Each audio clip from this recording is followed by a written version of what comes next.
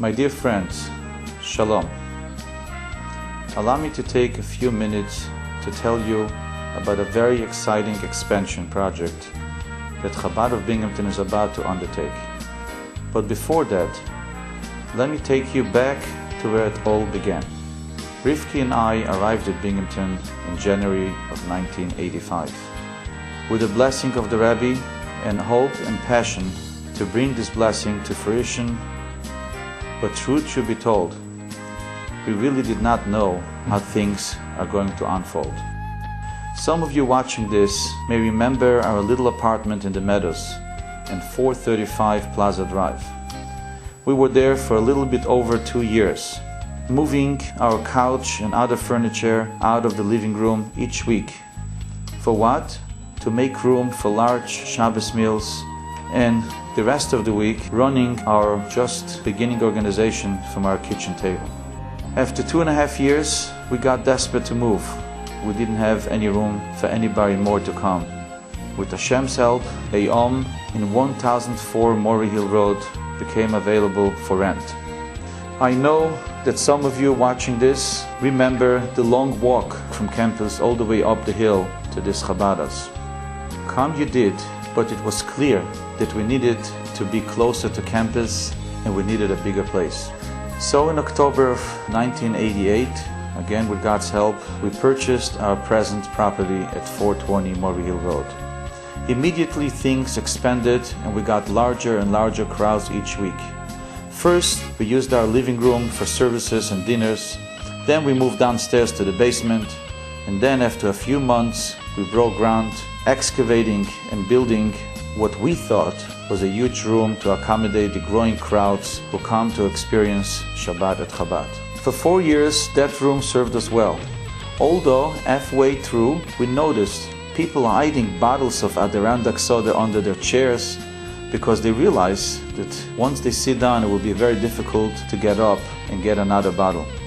We realized that people were starting to sit on steps going down into the room, and every floor surface in adjacent rooms that there was some place students occupied it. We knew something had to be done. So in 1993, at the Goodbye Shabbaton, we broke ground for our current building. It was a dream come true, and as soon as we opened this building in August of 1993 for the fall semester, much larger crowds came. Now all the kids that couldn't get in felt comfortable and they brought their friends. We also turned the big room below into a beautiful library where students could hang out, study and enjoy many classes we offer. Well, Baruch Hashem, with God's help, that did not last long, and soon we couldn't fit a needle into the room on Friday nights. For a few years this went on until we realized that we desperately needed to expand. We could no longer stand by and watch as Jewish students who wanted to join in the excitement of Shabbat at Chabad could not squeeze their way in. All this time, Chabad continued to expand in its social programming, classes, workshops and huge holiday events on and off campus, and the place at Chabad was popping 24/7.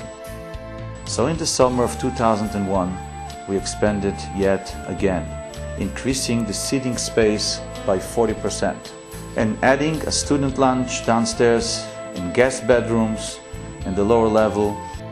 When students came back in the fall, the place was jammed and many wondered what would have been if we had not expanded. Every year since, the scene repeats itself as during the first few weeks of the fall semester when freshmen and returning students are checking out the scene, there is barely enough room to squeeze into the great room of the Chabad house. This is a great thing, but at the same time, we cannot let this situation go on any longer. How can we continue to turn away Jewish students just because of lack of space?